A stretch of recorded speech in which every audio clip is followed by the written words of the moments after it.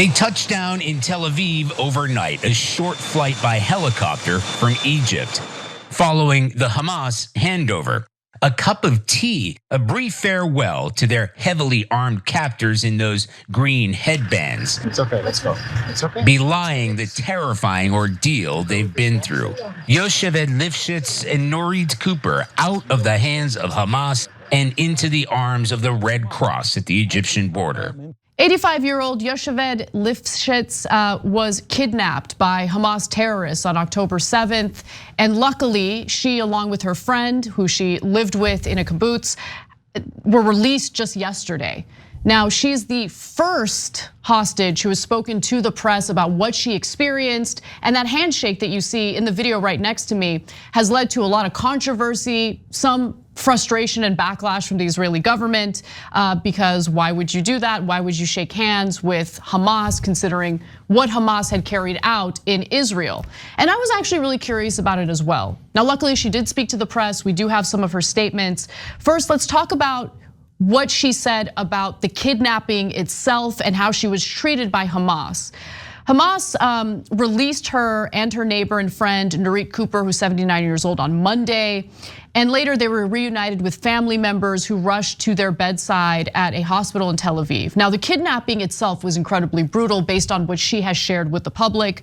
Militants snatched her from her home in the kibbutz of Nir Oz and drove her away on a motorbike toward Gaza, a painful act during which she said she was beaten and sustained bruises.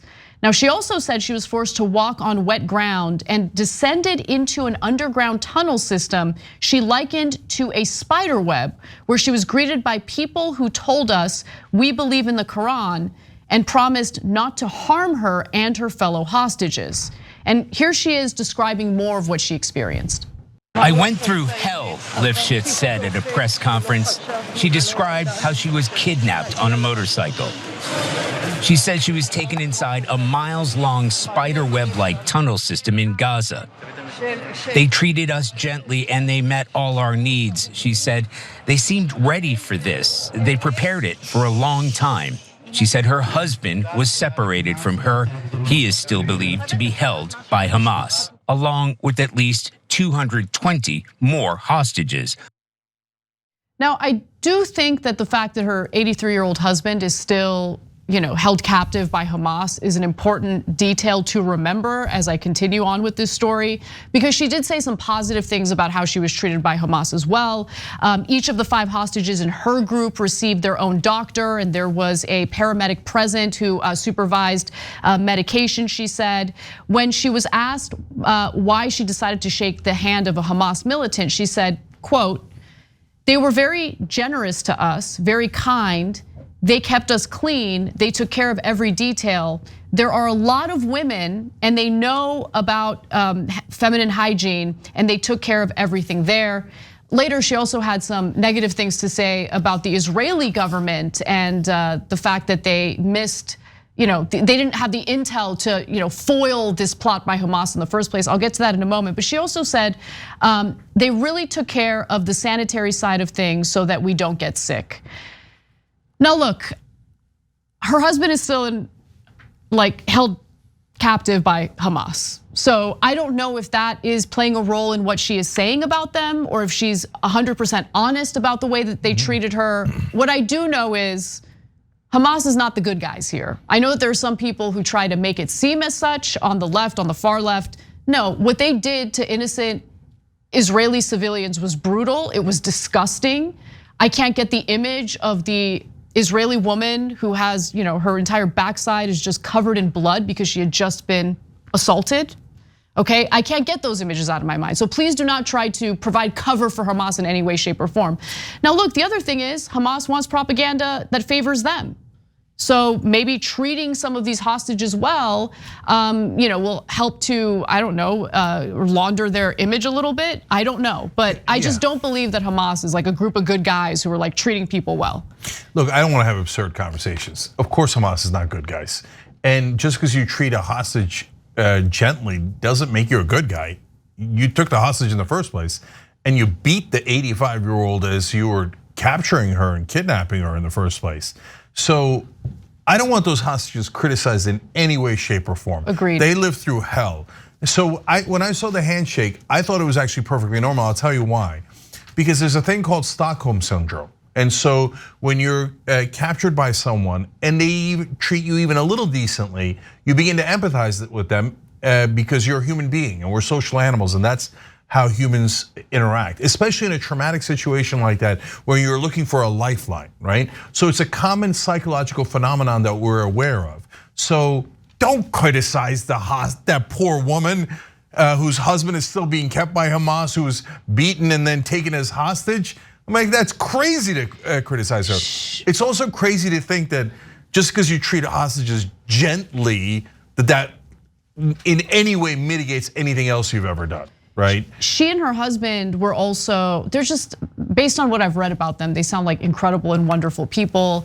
They believe in doing humanitarian work on behalf of Palestinian civilians. They would help Palestinians get to the hospital. That was some of the work that they did. So, when she says shalom to the Hamas militant as she shakes his hand, I mean, this is a woman who genuinely does believe in peace. And I really do commend her for that. I commend her for her strength and her willingness to speak out. So why do we always speak out against violence? Well, obviously on all sides.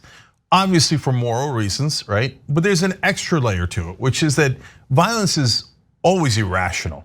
So I remember that the Greek population was super mad at the neoliberal policies that were being instituted and was kind of crushing the local population.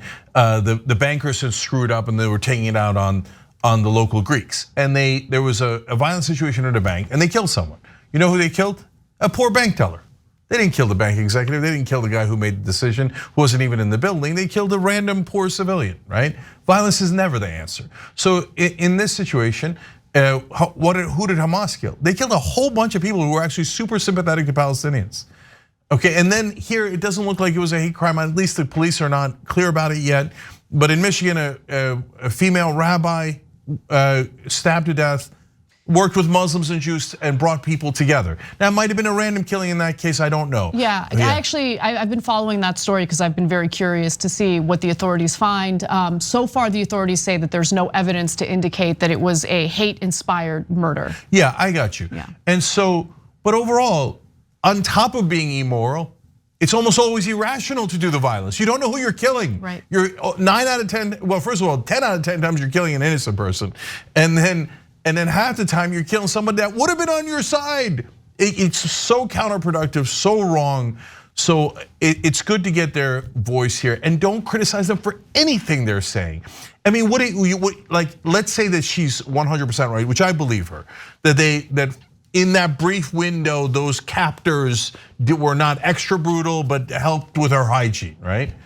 It doesn't mitigate what they did 1% anyway. So what do you want her to do? Lie about it? And remember, that's absurd. And remember, Hamas took hostages as a bargaining chip, right? So what good is your bargaining chip if you treat them so brutally that they die in your custody? 100%, and it is like, again, it's common in the kidnapping world. I mean, it's absurd, but the stories that I have read, the articles that I've read throughout my life, is that once you have the hostage, you treat them well because that's at that point, I mean, it's a super crass way of putting it, but the goods that you have, the property, the leverage. It's the leverage you the have. The power that you have. That's exactly right. So if you ruin that or you're cruel to them, the minute they're having a conversation as proof of life, for example, they're gonna say, oh, they're treating me terribly. Then people are gonna get even more angry and you're less likely to get the thing that you're looking for in return for those hostages. So again, no credit for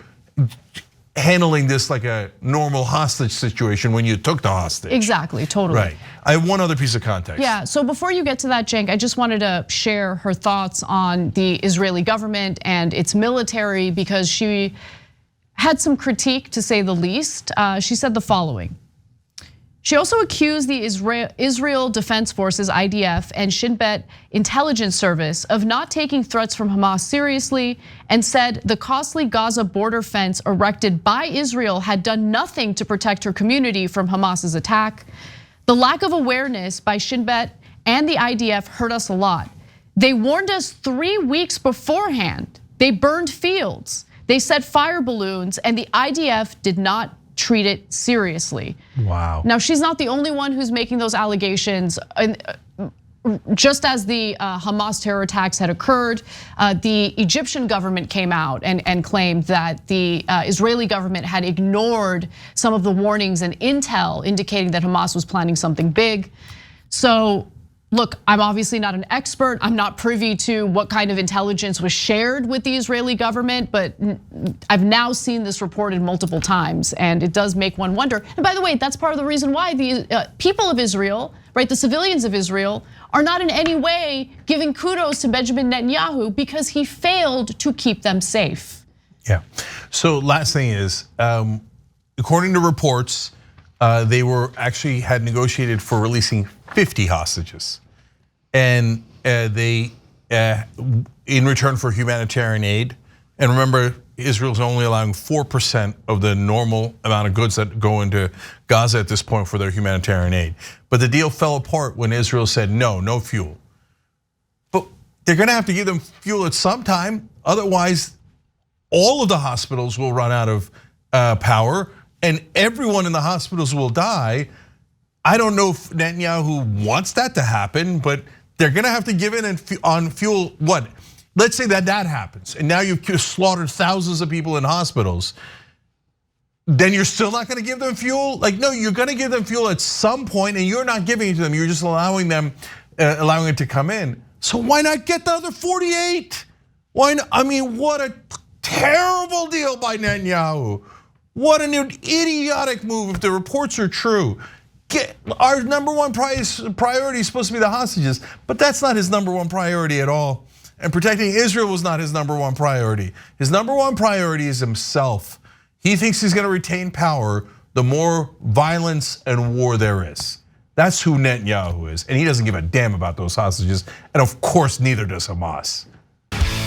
Thanks for watching the video, guys. We also love it if you hit the join button below because that makes you a member, and members allow us to be independent, honest. We can be as progressive as we want, no corporate media influence, and that's all because of you guys. We love doing the show with our members. Hit the join button, become one of the Young Turks.